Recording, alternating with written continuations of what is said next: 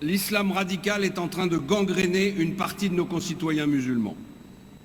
Cet islam radical nous défie. Il défie nos valeurs communes. Je ne le laisserai pas faire. Je veux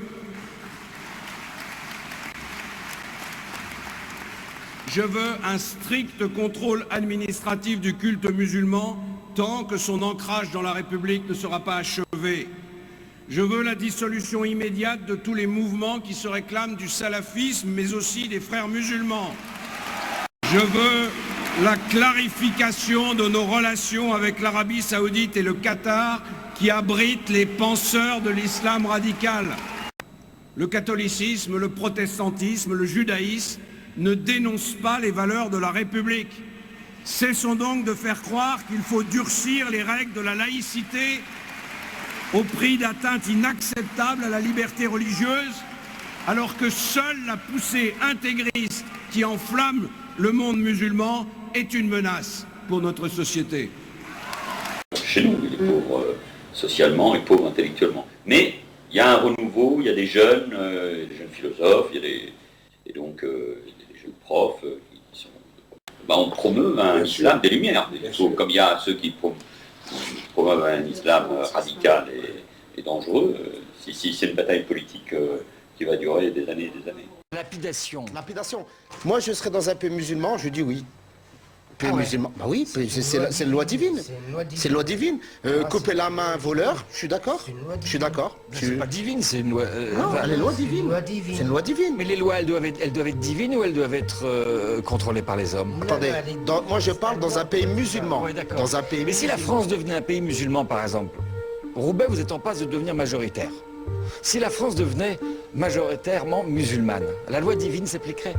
Moi, je serais un partisan, effectivement, de dire que si demain la France devient musulmane, bah, effectivement, c'est la charia qui devrait prendre le truc. Et alors... Juste un truc, là vous me faites peur. C'est vrai? Non, non. Voilà, donc ça s'agrandit. Ces valeurs que vous avez conquises de longue lutte, hein, êtes-vous prêt à les défendre? Nous éprouvons tous aujourd'hui un sentiment de révolte, sur tous les bancs. Toute la France est en deuil. Il faut se recueillir, mais il faut surtout agir. Et nous ne serons pas jugés sur de grands discours, mais sur nos actions. Allons-nous subir ce monde de terreur pour nos enfants? Ça suffit.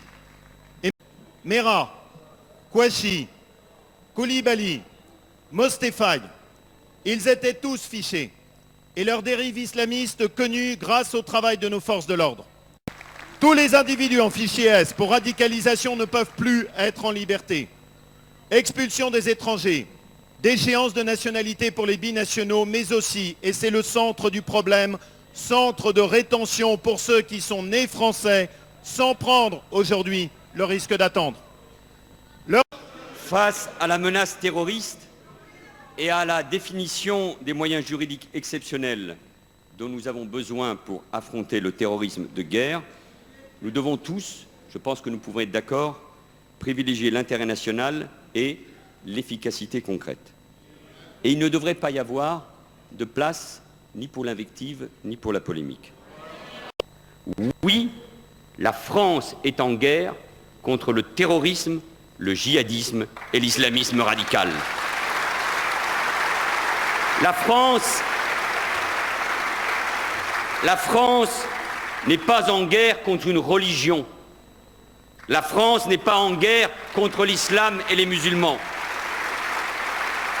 La France protégera, comme elle l'a toujours fait, tous ses concitoyens, ceux qui croient comme ceux qui ne croient pas. Avec détermination, avec sang-froid, la République va apporter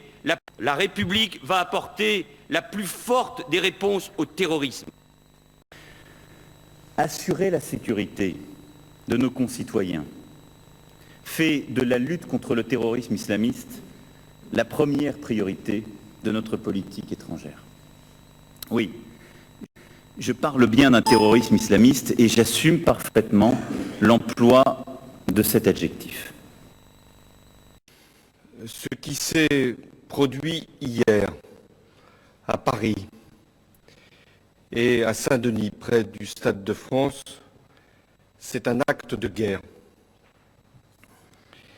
Et face à la guerre, le pays doit prendre les décisions appropriées. C'est un acte de guerre qui a été commis par une armée terroriste, Daesh, une armée djihadiste contre la France. Alors oui, fermer les lieux de culte où fomentent la haine et l'intolérance, nous l'avons fait, nous le referons. Perquisitionner, assigner à résidence, surveiller les individus, nous l'avons fait durant l'état d'urgence, nous le referons.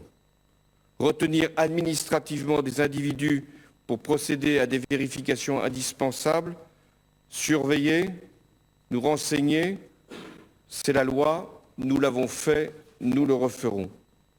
Ce qu'ils font à leurs manifestations, c'est honteux, c'est une honte pour tout notre pays, Je suis français, j'ai honte d'être français. Je brûlerai même ma carte d'identité s'il le faut. Quand on mange du halal, quand on consomme du halal, on finance l'islam, on finance les mosquées, on finance les imams. Je n'accepterai pas les comportements des salafistes et autres groupes qui défient la République. Ça n'est pas cela, l'islam de France. L'islam de France est un islam qui n'existe pas. Il n'y a qu'un seul et unique islam. Cet islam qu'on voudrait créer de toutes pièces n'est pas notre islam. L'occupation de la grande mosquée de Poitiers a duré toute la matinée. Vous vous réveillerez quand il sera trop tard. Mais ça va péter en France, au rythme où ça va. Manipulateur. L'islam est en Europe depuis 3000 ans. Manipulateur. L'islam est en Europe depuis 3000 ans. Manipulateur. L'islam est en Europe depuis 3000 ans.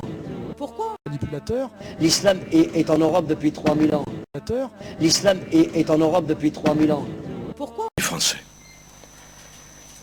Mes chers compatriotes, les terroristes ont engagé la guerre à la France.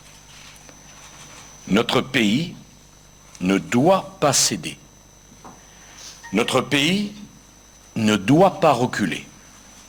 Partout en France, nous reviennent des messages qui montrent à quel point notre peuple est déterminé à vaincre la barbarie djihadiste. Notre priorité absolue, c'est la lutte contre le terrorisme et l'éradication des groupements terroristes et en particulier de Daesh. C'est le fil directeur de notre action en Syrie. Old alliances and form new ones and unite the civilized world against radical Islamic terrorism, which we will eradicate completely from the face of the earth.